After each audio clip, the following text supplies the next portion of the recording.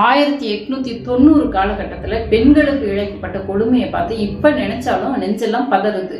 வங்கத்தில் 30 வயதான பாப்பானுக்கு, மனைவியை இழந்த பாப்பானுக்கு 10 வயசு சிறுமிய பெற்றோர்களை திருமணம் செஞ்சு வைக்கிறாங்க. கட்டாய உடல் உறவின் போது அதிக இரத்தப்போக்கு ஏற்பட்டு அந்த சிறுமி உயிரிழந்துடுறாங்க.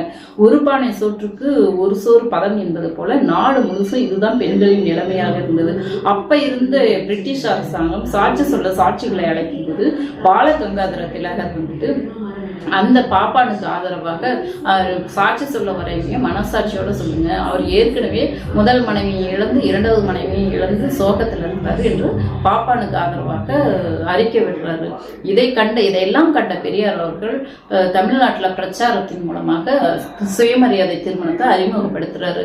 அப்போ 1955ஆம் ஆண்டு நாடாளுமன்றத்தில் இந்து திருமண சட்டம் திருத்த சட்டம் கொண்டு வரப்பட்ட அந்த சட்டத்தின்படி அறிஞர் அண்ணா அவர்கள் முதல்வரான உடனே சட்டமன்றத்திலையும் மேலவையிலையும் சுயமரியாதை திருமண சட்ட தீர்மானம் கொண்டுட்டு வந்து அதை 17/1/1968ஆம் ஆண்டு குடியரசுத் தலைவருக்கு அனுப்பிவிட்டு 20/1/1968ஆம் ஆண்டு அரசிதழில் வெளியிடப்பட்டது.